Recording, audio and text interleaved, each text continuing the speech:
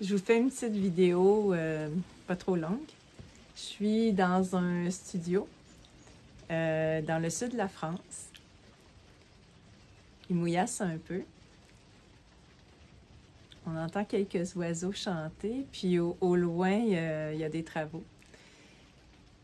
Je voulais prendre le temps de vous raconter, vous partager des réflexions que j'ai eues ces temps-ci à partir d'observations que j'ai faites. Je visite ou j'ai visité des villes et des villages perchés du temps du Moyen Âge.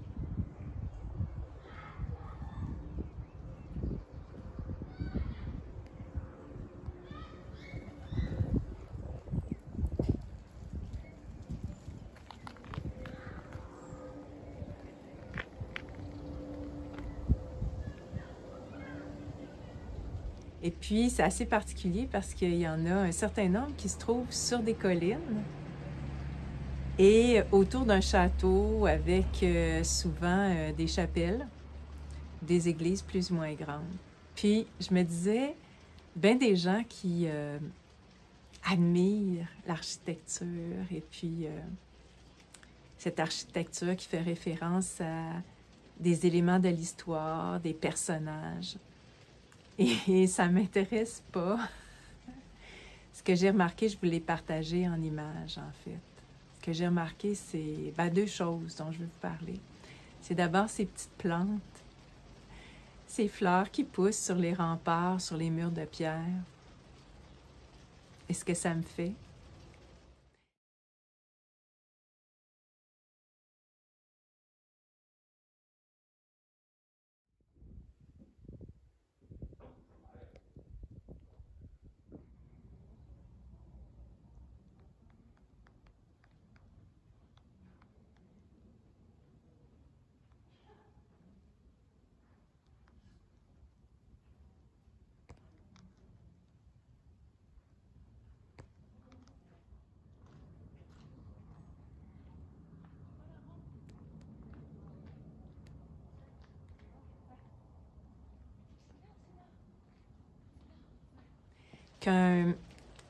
Qu'une plante pousse à partir d'un tout petit espace qui reçoit de la poussière, un peu d'eau, du soleil, et puis là, ça pousse, ça recouvre la pierre. Puis si on donnait le temps à ces plantes-là, probablement qu'elles recouvreraient tout le bâtiment, tous les bâtiments historiques.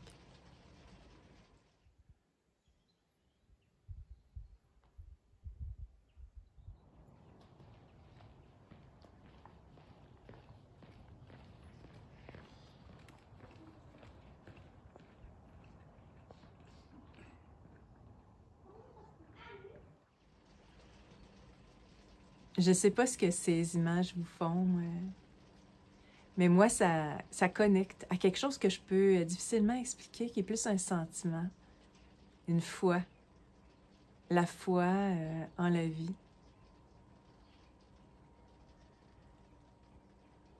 La conviction qu'il y a quelque chose de plus fort, même si c'est si fragile comme des plantes. C'est si fragile à côté des gros murs de pierre, mais ça pousse tout seul, ça survit. Parce que l'autre chose que j'ai remarqué puis que j'ai observé, c'est les villes, elles sont construites autour de châteaux. Châteaux qui ont des remparts, des murs très hauts de pierre, des petites ouvertures dans lesquelles sûrement il y avait des gardes, par exemple, qui pouvaient pointer leurs fusils.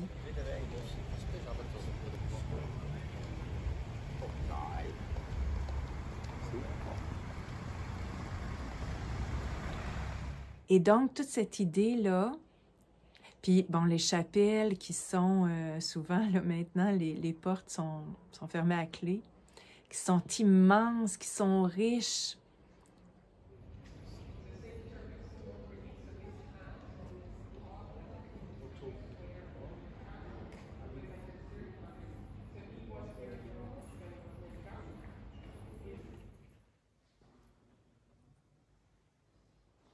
Ça m'a frappé ce besoin de se défendre, de se protéger de ces gens qui étaient en autorité.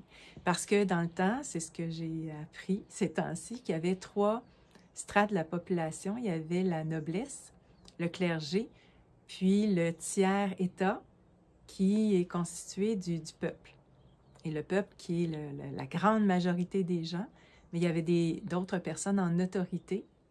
Et il y a le haut clergé, le bas clergé, la haute noblesse, la basse noblesse, puis quand on est en haut, c'est qu'on est plus près de la cour des monarques. Et bon, il y a un ami qui m'a raconté sa lecture de Tolstoï, qui est un écrivain russe qui a écrit sur cette époque, sur l'époque de Napoléon. Et il y a une chose qu'on discutait ensemble et qu'on a remarqué, c'est cette comédie que les gens mettaient en place pour se rapprocher de la cour. Tous les efforts qui étaient mis pour être le plus près possible des rois, ou le plus haut possible dans la noblesse ou dans le clergé, c'est une vraie comédie dans le sens que les gens jouaient des personnages, racontaient des mensonges, se liaient, mais de force. Il y avait des acteurs dans ce temps-là aussi, il y avait des jeux de société dans ce temps-là aussi. Donc, c'est pas très différent de maintenant, cette division de la société, le fait qu'il y a une hiérarchie, qu'il y a une autorité qui possède les moyens de soumettre le tiers-État, le peuple, à ses volontés. Dans ce temps-là, on dit que la justice et la monarchie, c'était une seule et même chose. Donc, c'était une question de survie. Il fallait plaire au roi pour survivre. Donc, ça m'a frappé. Ce qui m'a frappé aussi, c'est Tolstoï, c'est un noble qui a écrit. Parce que ceux qui pouvaient écrire, ceux qui avaient appris à écrire, c'est ces gens-là, mais pas le peuple. Puis on le sait, l'histoire a été écrite par les gagnants. Donc cette histoire qu'on connaît, qu'on a appris, ces gens dont on parle, qui étaient des personnages en autorité, soit religieux ou de la noblesse, on en parle parce que c'est ça qui est écrit dans nos livres, dans les livres d'histoire. Et on ne parle pas du peuple, on parle très peu de chaque individu du peuple. On ne parle pas d'un homme ordinaire qui avait des belles valeurs, qui aimait sa famille, qui a travaillé fort, qui s'est sacrifié pour sa famille. On ne parle pas d'une femme qui était si douée pour faire de la couture ou pour prendre soin de ses enfants ou de ses voisins ou de ses parents.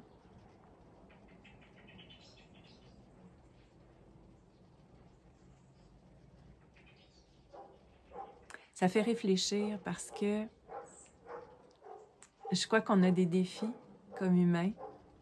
C'est de reconnaître la valeur de chacun. Arrêter de s'intéresser autant à ces gens en autorité, à ces systèmes aussi, qui sont mis en place pour soumettre le tiers-État.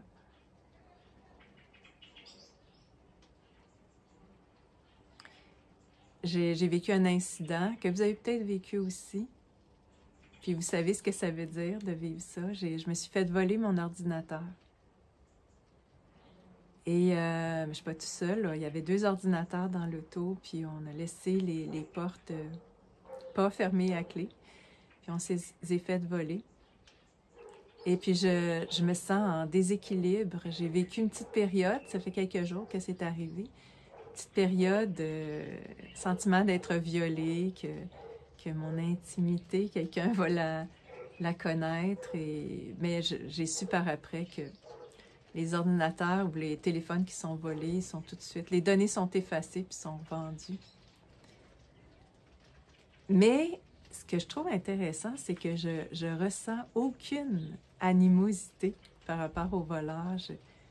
Ça m'est même pas passé par l'esprit. un sentiment quasiment de sympathie parce que je me rends compte que c'est pas facile la vie. C'est peut-être pas des gens pauvres qui ont volé mon ordinateur, c'est peut-être un système, un groupe organisé, là. Mais ce système qui est mené par l'argent fait que on est bon, on est bienveillant, puis on devient voleur criminel. On peut devenir voleur criminel, pas tout le monde. La majorité des gens, et c'est ça qui est impressionnant. C'est de ça qu'on devrait parler d'ailleurs. Reste avec des valeurs, un bon sens d'abord, puis des valeurs de partage, d'honnêteté, d'altruisme.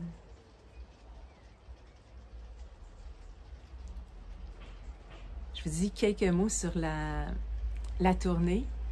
Je vais mettre des dates et des lieux prochainement, dans les prochaines semaines et mois. Si vous voulez, par exemple, y participer, comment vous inscrire, auprès de qui le faire, tout ça. Mais c'est sûr que le fait que mon ordinateur s'est fait voler, ça retarde aussi. Je dois retrouver mes données, puis je dois retrouver les liens, les mots de passe et tout ça.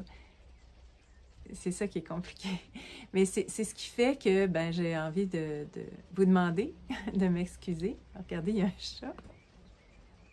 Il y a un chat qui est venu me rejoindre. De m'excuser à l'avance, de peut-être publier un peu moins souvent ces temps-ci pour toutes sortes de raisons. Le déplacement que je fais, puis ce petit problème que j'ai avec mon ordinateur. Donc, excusez-moi à l'avance, mais c'est certain que les dates, donc il y a des villes qui s'ajoutent, des dates aussi, et toutes les informations seront sur mon site luciemandeville.com dans la section événements. Là, vous allez retrouver ça prochainement.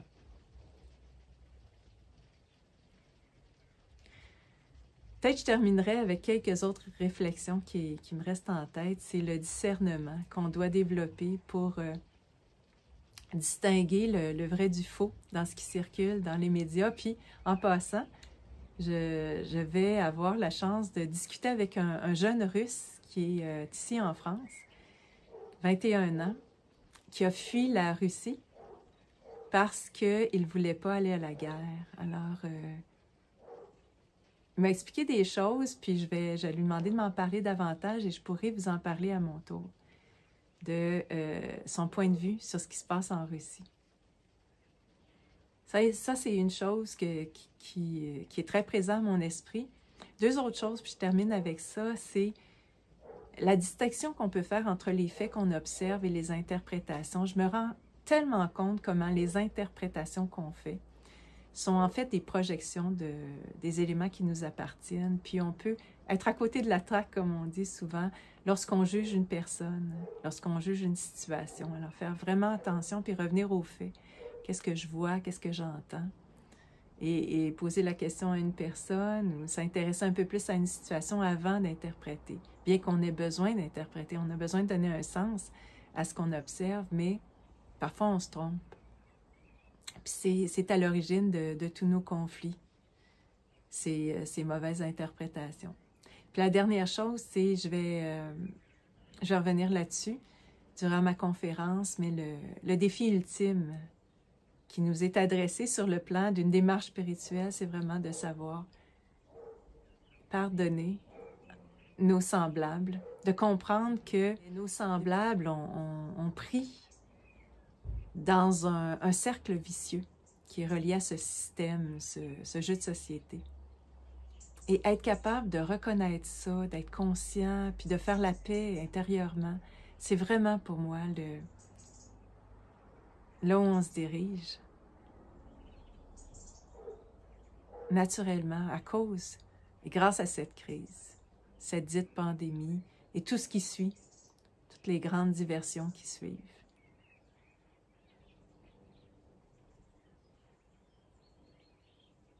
Alors, je reviendrai là-dessus, c'est certain, durant ma conférence, puis peut-être un peu avant aussi à travers mes publications. Alors, je suis tellement pleine de gratitude à votre égard, puis à l'égard des gens qui m'entourent ici aussi. On fait tous une démarche qui n'est pas nécessairement pareille à d'autres. C'est pas nécessairement cet intérêt qu'on a pour la géopolitique, pour ce jeu de société, mais plus cette démarche intérieure qu'on fait, qui n'est pas facile, qui est un méchant défi. Donc, merci beaucoup. Voilà.